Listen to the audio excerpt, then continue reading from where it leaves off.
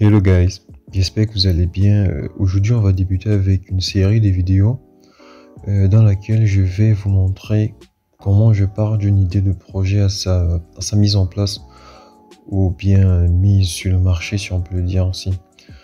Enfin, récemment j'ai eu une idée pour avoir une plus large communauté. J'ai décidé de créer un blog. Comme depuis pratiquement 2 mois, je publie des vidéos sur YouTube, comme vous le voir, des vidéos en UX, UI design. Et j'ai eu quelques vues, j'ai eu quelques abonnés en 2 mois. Je me suis dit que pour avoir plus d'abonnés, je vais créer un blog. Mais c'est pas un blog web, c'est un blog genre orienté application mobile. Du coup, dans cette application mobile, vous allez trouver mes projets, mes vidéos et quelques astuces dont je vous ferai part. Bon là, pour que mes idées soient moins dispersées, je vais utiliser une application qu'on appelle Notion, qui me permettra de mieux organiser mes idées et cela me servira de repère. En fait, Notion c'est quoi? Vous allez me dire que je vous parle de Notion et puis vous explique pas ce que c'est. En fait, Notion c'est une application de productivité collaborative, d'organisation et de prise de notes qui offre un large panel de fonctionnalités telles que les rappels, les calendriers, les listes, les mentions de collaborateurs et bien d'autres, et qui peut être utilisé en toutes circonstances, aussi bien dans sa vie professionnelle que personnelle.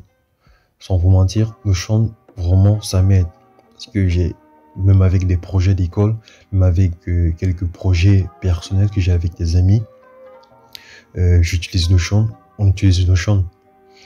En bref, Notion c'est comme votre bloc-notes personnel, parce que dans vos différents téléphones, que ce soit iOS, que ce soit Android, vous avez vos bloc-notes. À l'intérieur, vous pouvez enregistrer vos courses de marché, faire votre planning, c'est pareil, Notion.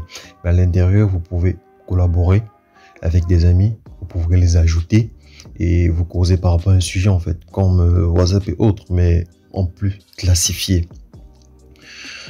Et pour ceux qui ont envie de savoir comment utiliser Notion, si vous voulez, pour le mentionner en commentaire, je pourrais vous faire un tuto si vous le voulez. Et du coup, par rapport à Notion, je vais laisser dans la bio des liens de téléchargement qui est disponible sur iOS, sur Android, sur web et desktop. En fait, c'est disponible pratiquement sur toutes les plateformes possibles. Du coup, là, je vais vous laisser voir l'évolution des choses.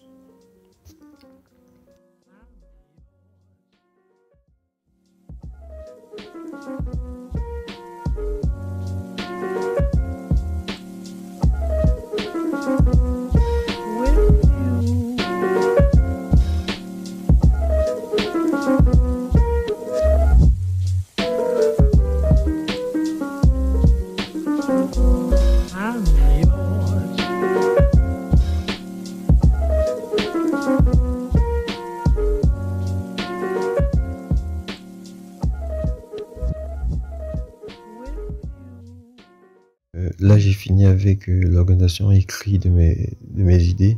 Là, je vais utiliser un autre logiciel qui s'appelle Xmind, un logiciel open source qui va me permettre de créer, gérer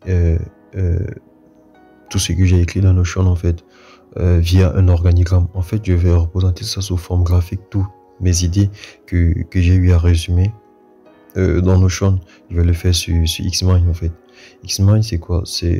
C'est une application qui me permet de créer tout simplement des organigrammes clairs et on va dire plutôt jolis, qui me permettra de mieux voir comment sera agencées mes idées.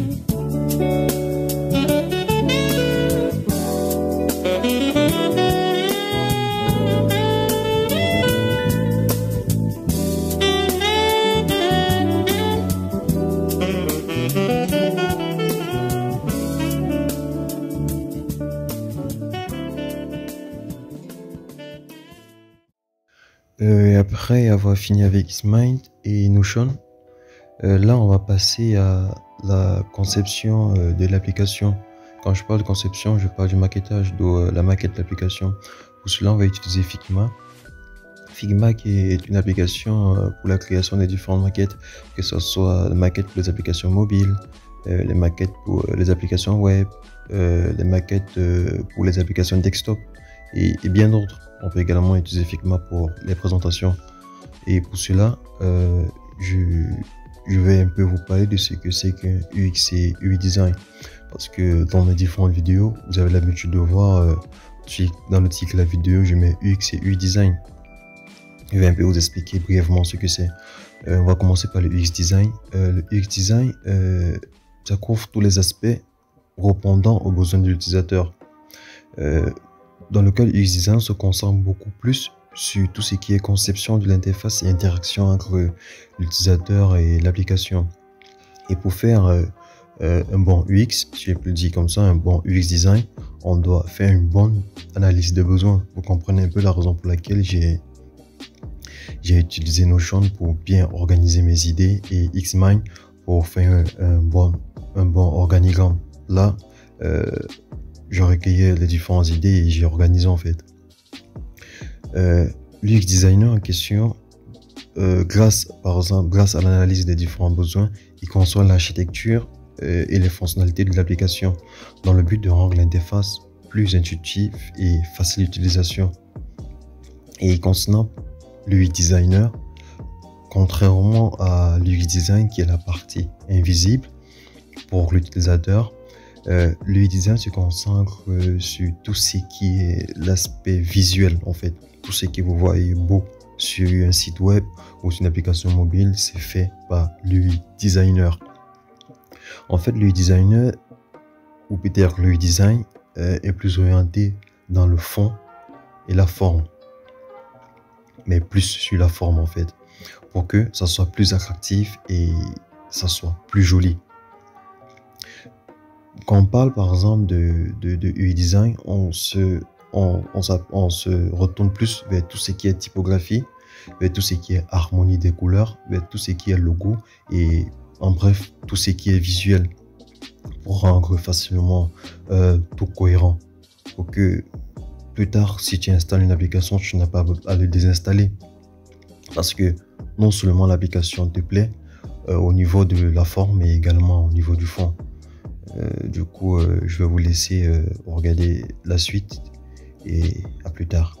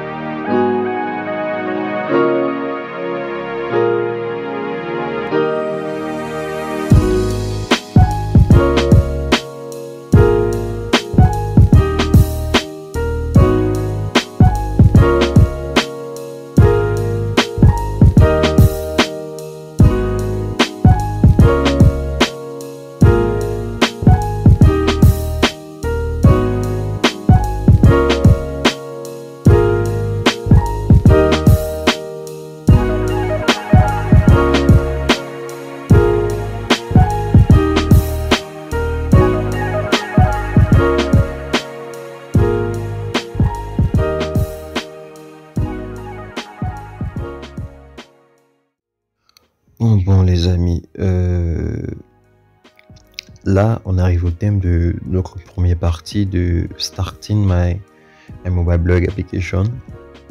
Là, on a vu de nouveaux concepts, à savoir Notion, l'utilité de Notion. On a vu comment organiser les idées. On a vu comment organiser les idées sous forme visuelle grâce à Xmind, créer un organigramme et ajouter dans Notion. On a vu comment la première partie, comment je développe les premières pages de mon application via Figma. On a vu de façon bref et un peu rapide ce que c'est que l'UX et l'UI design. Et qu'est-ce qu'on a vu d'autre? Je pense que c'était un peu tout pour cette première partie.